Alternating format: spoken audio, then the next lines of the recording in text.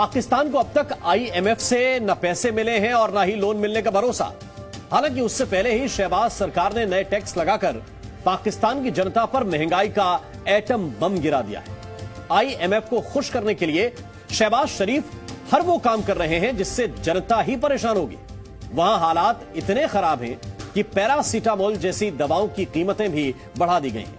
मुल्क में खाने पीने का सामान भी खत्म हो रहा है और पाकिस्तान के 23 करोड़ लोग ये जानना चाहते हैं कि इसका जिम्मेदार कौन है।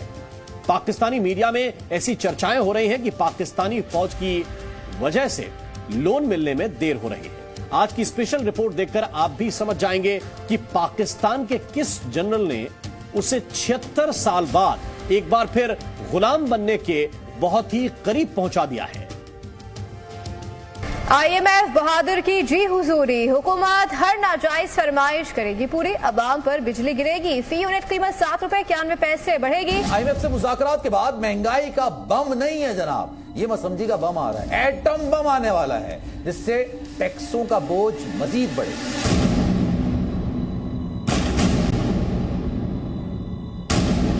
जनरल के जिन्न ने शहबाज शरीफ को फंसा दिया।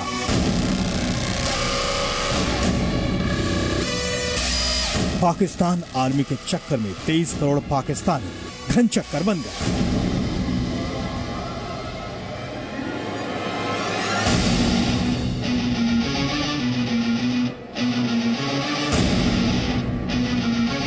क्या 76 साल आजाद रहने के बाद पाकिस्तान फिर से गुलाम बनेगा?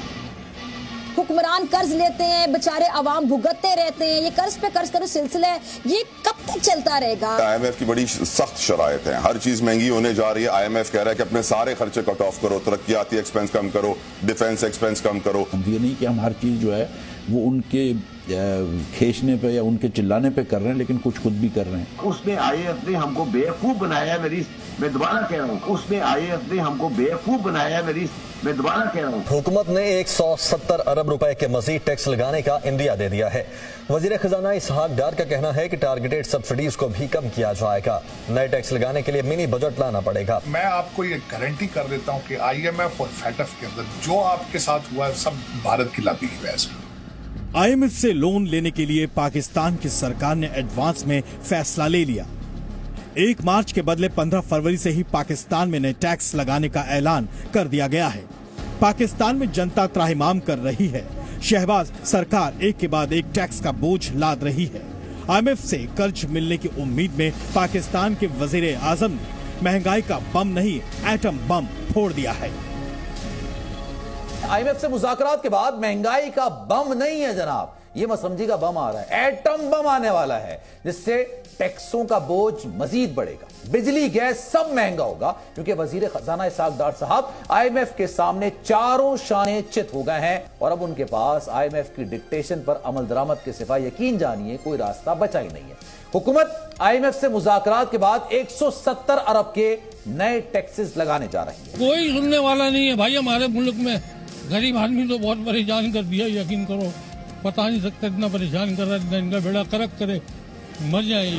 महंगाई इतनी हो गई है, कुछ भी लेने जाओ जेब में 500 है तो 800 रुपए का सामान आता है, 300 रुपए कहाँ से लाएंगे? क्या चोरी करें? या फिर ऐसा करो हम सबको एक साथ मार ही दो, तो यही इसका हल है। या फिर महंगाई कम करो, हम सब पे रहम करो, हम सबकी दुआएं लो, और क्या कर सकते हैं? हुकूमत इतने ज्यादा टैक्सेस लगा रही है कि आवाम तो क्या कोई भी बर्दाश्त नहीं कर सकता। हुकूमत को चाहिए कि थोड़ा आवाम पर रहम करें।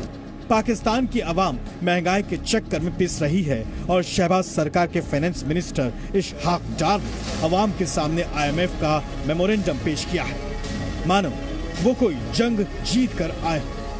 इसहाक डार ने कहा है कि आईएमएफ ने सिर्फ 170 अरब रुपए के टैक्स लगाने की सिफारिश की है।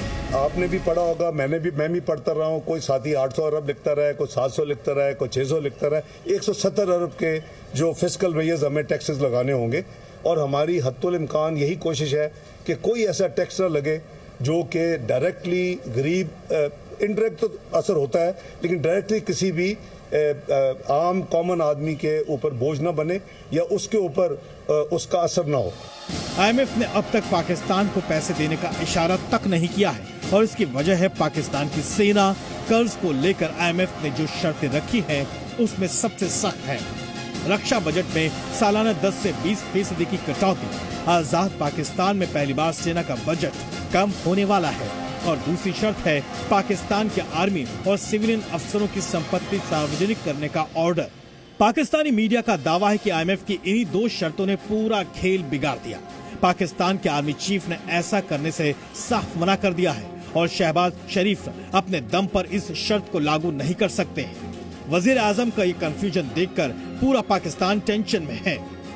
इंसाफ की सतह का मुआहदा नहीं हो सका है और आईएमएफ ने इसके लिए मजीद वक्त मांग लिया है। देखिए, एग्रीमेंट नहीं हो सका, उसकी वजह यह है कि आईएमएफ की बड़ी सख्त शराइत है। हर चीज महंगी होने जा रही है। आईएमएफ कह रहा है कि अपने सारे खर्चे कट ऑफ करो, तरक्याती एक्सपेंस कम करो, डिफेंस एक्सपेंस कम करो। जितने भी आप जहां जहां पैसे जाया करते हो, 200 के करीब ऐसे इदारे हैं, स्टेट ओन्ड ऑर्गेनाइजेशंस, जो नुकसान में हैं, जो 1000 अरब का टीका लगाती हैं हर साल पाकिस्तान को। इसके अलावा न जाने कितने प्रॉब्लम्स हैं। आईएमएफ से बातचीत का सिलसिला आपके सामने है। आईएमएफ से बड़े अरसे से बातचीत चल रही है और हमें 23 दफा भी आईएमएफ के पास जाने के बाद ये अक्लो फहम के अंदर और ज़हनो गुमान में भी हमारे बात नहीं आई कि हम अपने पांव पे खड़े होना भी सीख लें। अपने पांव पे खड़े होना तो हम लोगों ने जैसे भूल ही गए हैं इकोनॉमिकली। कोई कहता है कभी दोस्त ममालिक आके बेल आउट कर देंगे, कोई कहता है कि जी आईएमएफ से कर्जा ले लेंगे, कोई कहता है इमदाद ले लेंगे।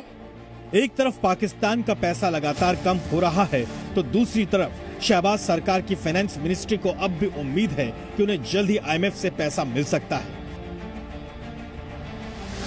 पाकिस्तान को $7 बिलियन यानी करीब 57,000 करोड़ रुपए का कर्ज मिलता था। 10 दिनों तक आईएमएफ की टीम ने पाकिस्तान की फाइनेंशियल कंडीशन को चेक किया और इसके बाद उन्होंने एक मेमोरेंडम दिया है। इसमें वो शर्तें लिखी गई हैं जिनके पूरा होने पर पाकिस्तान को लोन मिल पाएगा। आईएमएफ का मेमोरेंडम अपने आप में गुलामी की जंजीर है। अब पाकिस्तान लोन ले या फिर लोन लेने से मना करे, दोनों हालत बर्बादी तय है।